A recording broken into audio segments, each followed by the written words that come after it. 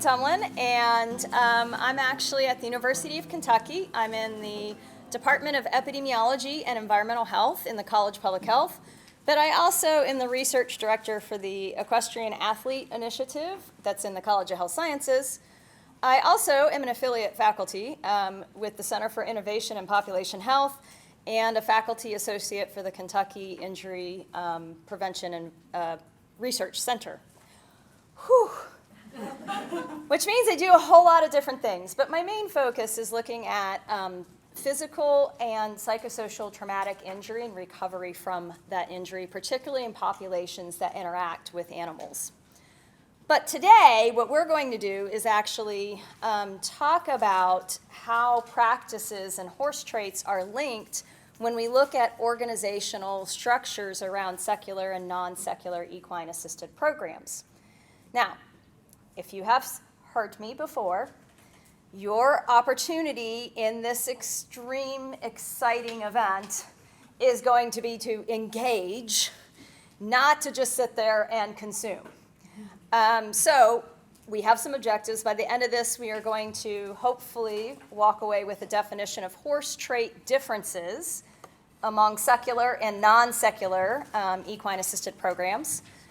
Maybe you'll develop an appreciation of how secular and non-secular programs and underpinnings affect how practices are defined at the organizational level.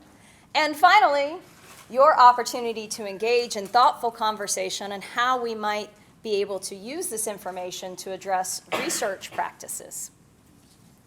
Okay, I've got to do two things here. What we're doing. So, how many of you flew in today? I flew in. Okay. Airplane obviously worked fine, and thank you to my presenters this morning because you set things up perfectly. An airplane is a complicated system. So a complicated system means that you have a lever or you have a switch or you have a response that you know is going to work every time. And if something fails in that system, you know how to fix it. So on an airplane, you know that the flaps are going to move and the wheels are going to come down and you're going to be able to adjust your speed, all right? That's a complicated system. And we want to believe that we just take a horse and a human and we put them together and we linearly have this health response that is going to be predictable every single time. We talk about the magic that happens, and we're supporting this research effort, but it's not that simple. That's what we're learning. And unlike an airplane, we can't just flip a switch and take someone from whatever condition that they're trying to deal with into this level of health. So it's a complex system. Is this where we interact with you and clap? Oh, yeah, clap. Yes, applause. Whoops. Yes, applause. So what I've done here is to start to get you to think about a complex system model where we have drivers, operations, supporting infrastructures, and outcomes. And I'm using very broad language here because I want you to think about each of your practices or each of your research ventures and where in this system you're actually intervening or looking at, working on. And research attempts to define what and how each of these components contribute to health, okay? And so we've made so much progress in trying to understand particularly our purpose. Up here, our drivers. Our drivers is where we start. It's a puzzle. And we could do, those of you that are into physiology, I could have drawn a bunch of like inputs and circles and things here. And I decided to make it a puzzle, more simple. Drivers. So purpose. We know our purpose. What's our purpose? Improve health. And that's holistic of horses and humans, right? Really. Dogs, other animals too. So really we want this purpose to be improving health. We've made improvements on understanding client and condition changes. We have to understand social drivers, economic, where you're at is going to affect health. We know that there's health disparities that exist just based on your zip code. Operations, so this is where your practice fits. So you have this thinking part of your operations. Your operation might be multi-purpose, and what I mean by that is you might be doing therapeutic riding, but you might also have a boarding operation where you're serving traditional riding clients as well. Well, those two things may or may not contribute to the environment, okay? Not making a judgment here, just putting that out. You might serve individual clients or you might serve populations. You might serve multiple populations. So with that in mind, you have to know who your people are. Who are the teams that are involved in your entire process? Who are your staff? Who are your horses? Families are important stakeholders. Volunteers are important stakeholders. Okay, goes on and on. Planning, safety. This is something that underlies and underpins everything we do, but we don't spend a lot of time talking about that. It's not just about safety for the participant or the client, like a psychological safety, but it is safety for that horse. It's safety for anyone that walks into your facility, a visitor, a donor. So aims, support, infrastructure, data. This is what where I live. I like data. I don't like numbers. I really don't. But I like what the interpretation of those numbers mean. I like trying to figure out how that puzzle works. Resources. Woo. If you don't have your resources, which include facility, heaters, fans, money, people, the right kind of horses, brushes, shampoo, whatever, if you don't have the hay prices this year, okay, yeah, well, there's that, yeah. I do have horses, and I need resources for that, too. So staff, you have institutional memory. So if you're a new executive director or a new program leader that comes in, there's institutional memory in those volunteers, that family, those other stakeholders. And then, finally, we're getting over here, which is where we want to live. We want to often jump from these drivers, our purpose, straight to our outcomes. And we forget this entire system that's going on in between sometimes. But where we want to get to is the sustainability, effectiveness, efficiency, and then welfare for everybody that's involved. This is the simplified version of the complex system. So I'm going to give you a little bit of thank you. Where'd they go? Where'd Betsy go? Oh, there you are. You're back there. Okay, thank you for going right before me. I was like, you guys were right here. Gaps in research. One of our biggest gaps is comparison of treatments across different types of modalities of interventions in our research. That's one of our biggest gaps. We want to stick in horses, humans research, but we also need to think about, well, why would someone come to us versus doing a social intervention? Or versus doing an outdoor bound or wilderness intervention. Why would you choose to come here? Second gap are mediators, moderators. Does it matter what color our horse is or what size our horse is? How do we mediate or moderate the entire process with that horse? That's just one example of what's going on in the actual intervention piece or engagement piece. I'm going to use intervention collectively. And then finally, where I'm really passionate about is scaling this from our one-on-one individual client and small case studies and small research studies into a population level approach. So what can we learn from other systems, particularly in public health or other data systems that we can apply into our horses humans research approach? So those are our major gaps. So with that in mind, an observation that we've made is that there are a lot of facilities out there, practices, who have some type of faith orientation. So on their websites, they have scriptures, they have statements where, we're faith-motivated nonprofit, that we're doing equine assisted. And I will say that all of these participants were participants in our study, and they said it was fine to include information about them, identity. But this is all found on the websites as well. And so with this observation that there are equine-assisted intervention programs that are affiliated with religious institutions or claim some type of practice that is faith-associated, we don't know what that extent is. I guess I should ask you, how many facilities are there out there that are faith-affiliated? How many of your facilities are faith-affiliated? Do you know? No. Okay, so we don't know. And besides that, we don't know if this matters from an organizational level system. Does it matter if you are faith-affiliated, and does that affect your practices that you're doing on a daily business from an organizational perspective?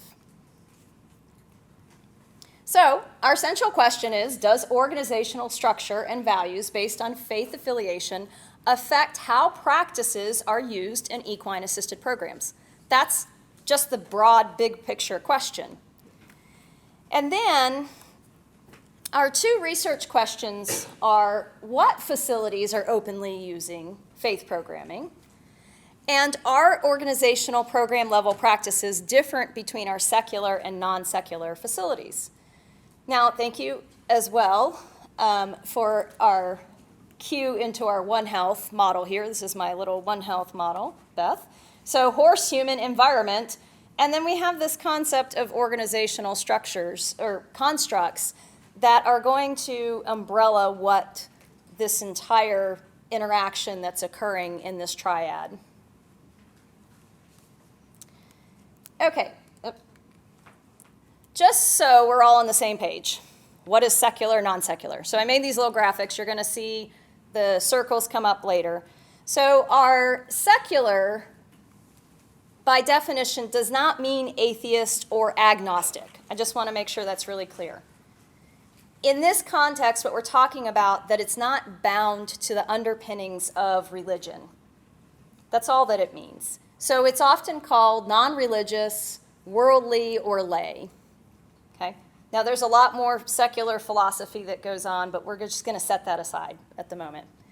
Then non-secular is over here, and it is a religious faith or spiritual affiliation. So in this particular study, we have these two groups, secular, non-secular.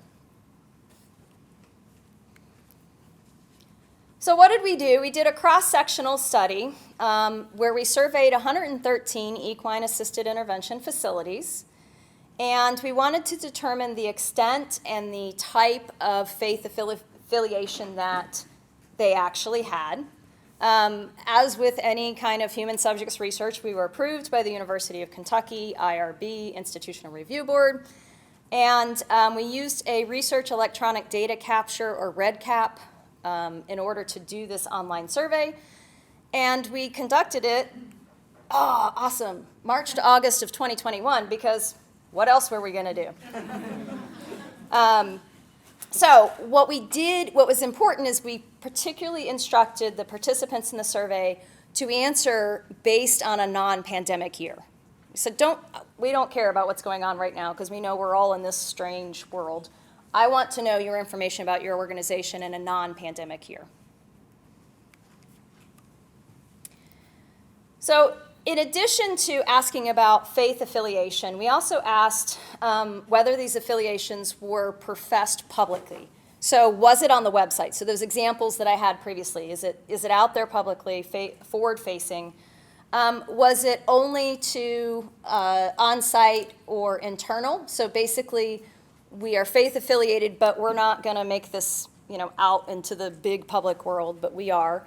Or absolutely not, we're completely secular. And for this presentation, we are going to focus in on the horse characteristics, but I just want you to know that we have a lot of other data in here about practices, so what types of actual practices occur before, during, and after a session, because I'm trying to get at where we can get in as researchers and where should we look at differences when we move forward. So for our data, even though we did do qualitative and quantitative analysis, I'm going to go over the quantitative analysis where we did chi-squared. comparisons just to look at basic associations among our secular versus non-secular, and then our openness within our non-secular group. And I do have some qualitative analysis of themes for outcomes if we somehow have time at the end. I have an extra slide or two. All right. So our results. We ended up with 93 completed surveys. So we filtered out any surveys that were less than 60% completed.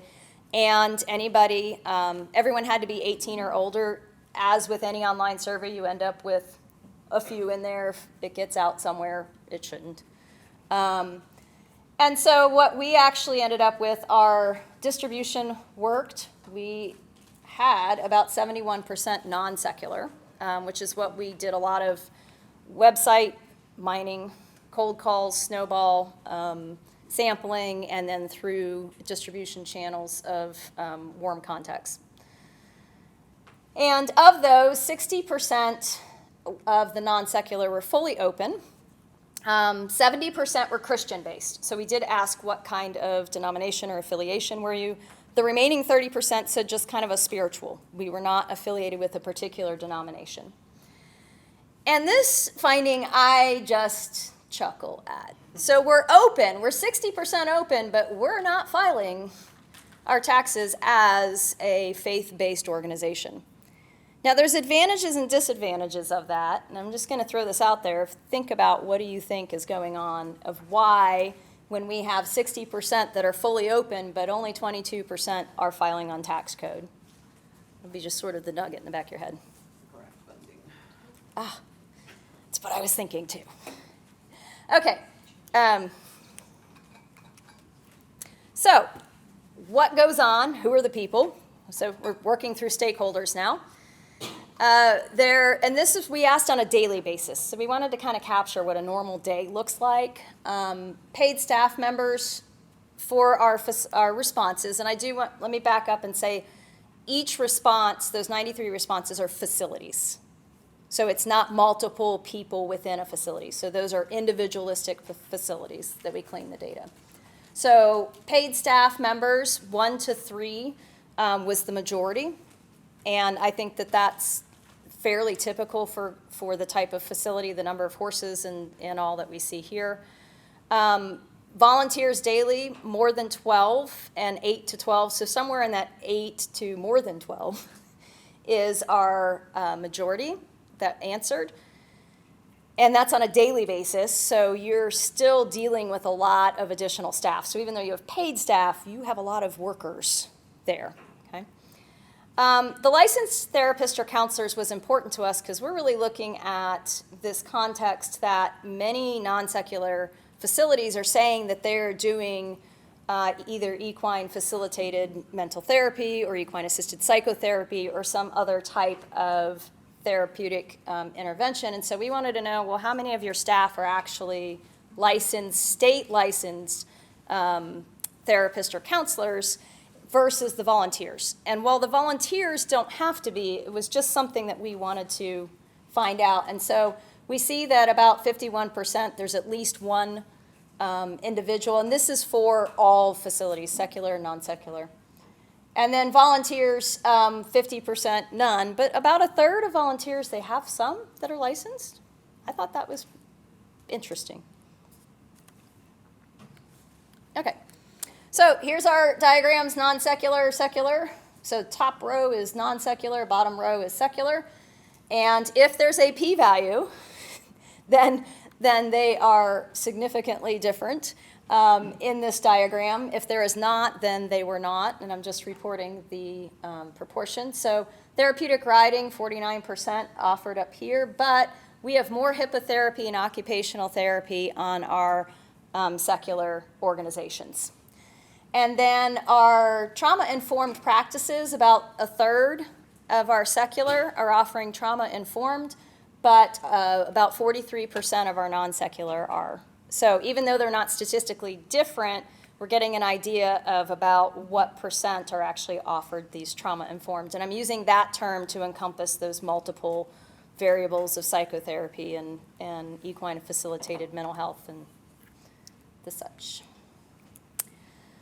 Program characteristics continued with our non-secular. More of our non-secular were PATH affiliated, so that was their primary affiliation. And more of our secular were affiliated with American Hippotherapy. Oh, cool, I love when results actually match, right? Like there's more occupational therapy going on and hippotherapy going on in our secular, and yay, they're more affiliated with the American Hippotherapy Association. More individual sessions in non-secular versus group sessions. And this 58%, both serving children and adults, not different between the two. So we're seeing that the organizations are serving both groups, but more individual one-on-one sessions in the non-secular organizations. All right, the horses. So, very interesting questions here. Sensitive to environment and people. When we say sensitive, we don't necessarily mean spooky. We had a definition relative to just being aware of what was kind of going on around in their environment, right? And so that was significantly different to where non-secular valued or thought there was more importance in a horse that is more sensitive to the environment. And this one, my colleague that worked on this subject, who is a very, very Christian-based, does not agree with this finding at all, is that it's a tendency for aesthetically appealing horses to be valued in a non-secular facility. And when I speak to her, I say, you know, one of the things that I think about is all the ceremony that goes on in many of your denominational experiences. There's a lot of aesthetically pleasing experiences there. So I wonder if that transfers. In a secular situation, history of abuse and neglect, this is another area that we've debated about a lot, because the perception is that non-secular wants that history of abuse or neglect to try to relate it into the experience of the individual that's going through this different types of trauma informed. And what we actually see is that the secular groups are valuing that higher in the horses. Thank goodness, another good result, gait and smoothness is more important to those that are doing occupational therapy and hippotherapy. Yay. All right, so now let's look at openness. So in this case, fully open are the doors. Internally open are the arrows with the, it looks like a hoof print. Okay? And then no difference between the two, they're together in this. So in this case, fully open facilities, so this is only of that non-secular subset. They have a tendency to value that sensitivity to environment and people. Fully open have a tendency, or I'm sorry, a significant difference in valuing girth and bone, so they want something that has more substance to them. So when you did the tour here, kind of that drafty, I mean, these horses are drafty, right? They're big horses. Not necessarily tall, okay? Difference between size and girth and bone here. History of abuse and neglect, fully open. Think that horses that have history of abuse or neglect are more valued to their program. Ones that are only internally open with their faith believe that gait and smoothness is important. And then everybody says size is important. Okay, 80% say size is important. And so thank you for our segue about whether we should be doing miniature horses or large horses. Size is important. We did not get into why or what size is more important, that sort of thing. And then temperament. Just general temperament is important of those horses as well. I see nod heads back there. Yes, of course it is. Like this, you're not telling me anything new. Okay, so conclusions. We were successful in reaching non-secular facilities. That was something that was hard. It was hard because PATH doesn't have a list. You know, these organizations don't have a list of are you secular, non-secular. what's your US tax code? So we found them. This is really important for networking. So you in practice are not an island. So I always encourage that you are reaching out and networking with other practices that are similar to yours. But if you don't know who they are or how to find them, it's really difficult. And so that's one of the things that we've discovered in going back and following up with some of these facilities is that many of you all at practice level are not talking to each other. Okay, many of you are, but in the case of our non-secular facilities, doing your own thing. So I would challenge that you start to talk more. Okay? That would help us as researchers, because then you're going to come up with what the challenges are and drive the research in the direction that you need. Secondly, the first study that I'm aware of that explores how a proxy for organizational level constructs and values are associated with practice. So starting to look in this systems level approach of what's going on, not just at an individual facility, but are there commonalities across the board? Both affiliation and openness of that affiliation do affect program and horse trait importance. So what that means is that when we're doing, I can't say that yet. This is the perfect time to go on to what we're doing today. I'm going to stop the rest of my talk, and you guys get to do something. So what we're going to do, and Sally, will you time for me? Sure. Okay. Sally's our official timer today. So we are doing a 1-minute flow. And a 1-minute flow is I'm going to pose a question to you, and you're going to write with the beautiful pads of paper you have in front of you and your pens, or type, or doodle, and there's crayons and things in the back, or if you want to get up and just move your body and think about what you're going to say, do that. Okay, this is your opportunity to do all of it. And then we're going to share ideas. Now, I could make you break into tables and do that, but it's just going to take too long for me to get you guys back, because once you start talking, you're going to just keep going. I can tell. But you can talk amongst yourselves. All right?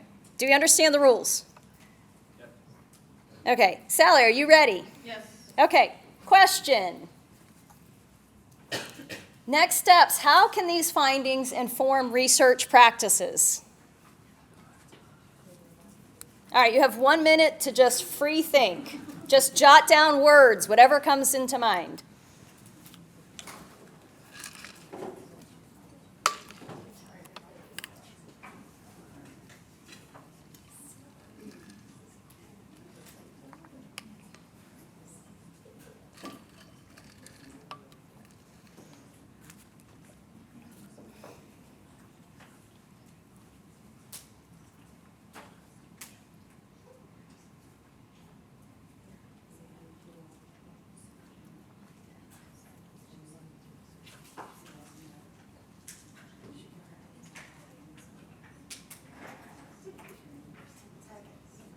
Ten seconds. 4, 3, 2, 1. Oh, that's it. Stop. Isn't this great? Everyone loves this activity. Okay, so is there any volunteer that's like, please, please, please, I want to go first? All right. Bill, right? Yeah. I was trying to remember from this morning. Bill, go first. Yep. Okay, so a lot of times as people are presenting their information, they're kind of thinking like there's an elephant in the room. I'm on a diet, but they're thinking there's an elephant in the room, and that is, I'm going to say the word statistics, and then I'm going to be worried, did I say the right thing? And the answer is, you're all right. You talked about a non-parametric Wilcoxon rank test, right? And you're talking about chi-square tests, and you're really doing tests of proportion. Right. You're doing pairwise tests, aren't you? Yep. Right? So you Just couldn't pairwise. use that test or anything, right? Yep. But the problem is that we're all small and not big enough to actually do the study you want to do. In other words, you did 113 distribution centers and got back 93 responses. Yep. And so this is where I thought HHRF could really help us from your study. You've actually been a catalyst for how this can work. And that is that none of us can do the big study back when Mark was in undergrad and I was in undergrad. There was this guy who would have been a big researcher who everybody knew because they did the study, right? And now we want to be like that person at one school, like the Ohio State, did the study and everybody believed in that one study. Oh, okay. And that study's the definitive study. No such thing as the definitive study. So what we need to do then is build on what you've done here to say, use a population approach. We can't do a population approach because none of us are big enough to do a population approach. We're from an island, 275 kilometers in length, 150,000 people. We never had a COVID case for the first year of the pandemic. All of a sudden we opened up the drawbridge and we got tons of cases. But here's the thing, so that was our population, right? But it still doesn't represent the population. You guys are 10 times bigger than our country, right? So that's a big deal. So here's the thing. We need to take what you've done and build in multi-center studies of small N of 10s and put that data to HHRF as a clearinghouse so that we can have a common set of variables and then compare those variables across these kinds of measures so that we can actually talk about what it means from a population level and not be sheepish and say, but I only had 10, and I only had 100, and I only had 50,000. I don't really represent the masses. So that's how I think it can work. Fantastic. Yep, good job.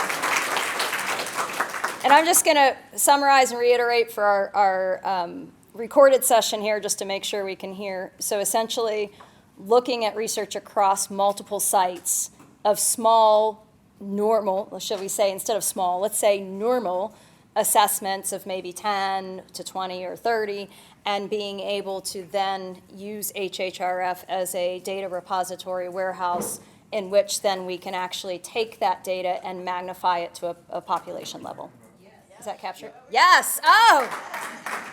All right. Woo! I got the chills. All right. We'll do the statistics on it. All right. I'll work with you on that. How's that? Okay. Anyone else want to share? What does this? How can these findings inform research practice? Any words even? Yep. I can't read your. Are you Bill also? Yes. Okay. I was going to say. Okay. Yeah. So I think it would be fascinating to compare faith-based versus secular EAS one and see what the impact of the faith-based practice is. Absolutely. And then what is the mechanism of that? Okay, so I really appreciate that you brought that up because the entire intent, the reason that this was inspired, because I was approached by a colleague who actually inspired me. I met 20 plus years ago at the facility that she was executive director for and was there during a cancer camp. And so that's how I got introduced into equine assisted services. And so fast forward now, and she says, hey, I'm going through this ministry and I need to do a ministry plan. I want to do some research. Does a faith-based organization have an advantage using horses in their experience versus a non-faith-based organization? And I said, well, we don't even know who they are. And we don't even know if the practices are different. And so how do we get there? And so this is how we got started on that. So absolutely, so the recommendation is to be able to then move forward with comparison of those different types of services, right? Whether you're secular or non-secular, does it matter? And that gets into this One Health concept of is it the therapist, is it the practitioner that's there, is it the environment that you're creating, is it the horse that you're valuing differently? And that's, again, not a judgment of which is better or not better, it's just that we need to define that. So I'm going to move on to the next question. Thank you. And I encourage you to engage with each other later to talk about what you wrote down, and then also if you want more questions, come up, because I would love to hear more. Next question is, do differences in horse traits impact participant outcomes? Are we ready, Sally? Go. Okay, besides yes, what other words can you write down? Maybe I should have asked it differently. How do participant outcomes impact, horse traits impact participant outcomes?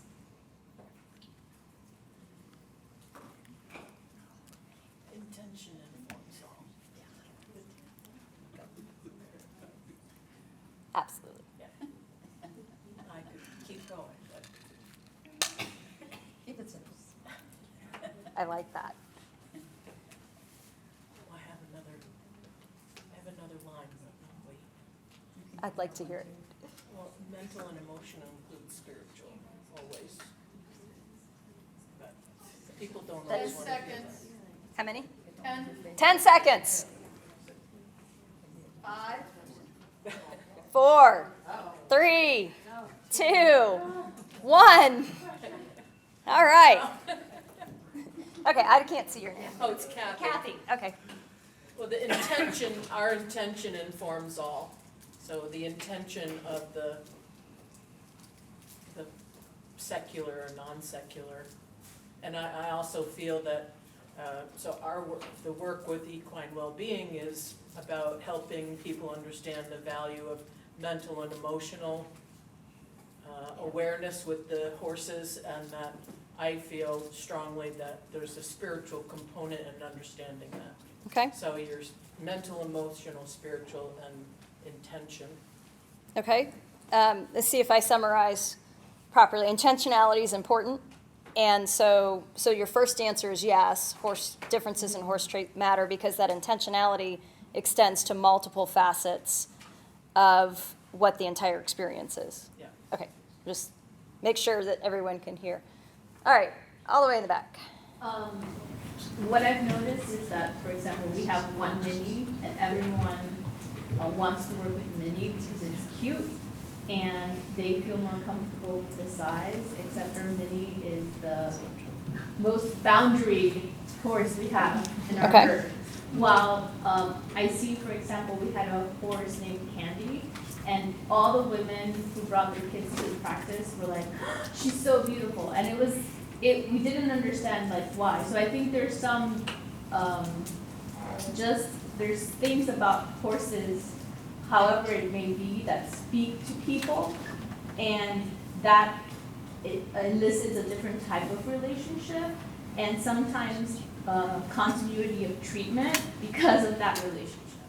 Okay, so thank you so much for sharing that. The size, so you brought up size and aesthetic traits are important to the participant in particular to help build or foster the relationship, particularly in a continuous experience that you're creating. Is that a quick summary of it? So the answer yes? Yes. Okay. If not, I want to make sure, I just want to make sure everyone, Well, I think they're more willing to come. they're more willing to come. If they have a good relationship with the horse. Okay. So the horse traits are important to helping to build that relationship so that they engage and come, show up. Okay, fantastic. She mentioned name, and I was sitting here wondering that just based on my experience, like if a client resonates with the name of the horse, even if it doesn't even matter how the horse looks, I have found that to be interesting observation. So a horse trait name might resonate, and that, that's really interesting because if you had a horse named Spooky, some people might be like, yeah, that's a great challenge by choice. I'm gonna go, interact with Spooky, and maybe Spooky's your quietest, most laid back kind of horse in that experience. So that context. Zippy, like Zippy's the Zippy. Oh, okay. the most. Yep. Like, everybody wants to work with Zippy.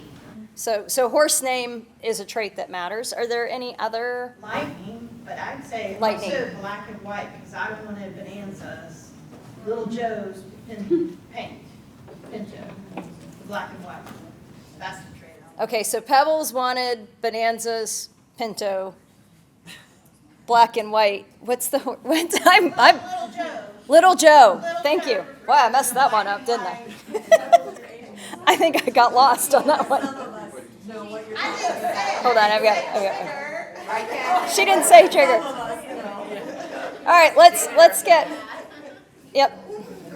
So I actually just wanted to comment that I think this is a really interesting question that Dr. Cole and I have explored is horse traits. Fantastic. Because we recognize that people do kind of feel drawn to different horses, and we see that every day in classes.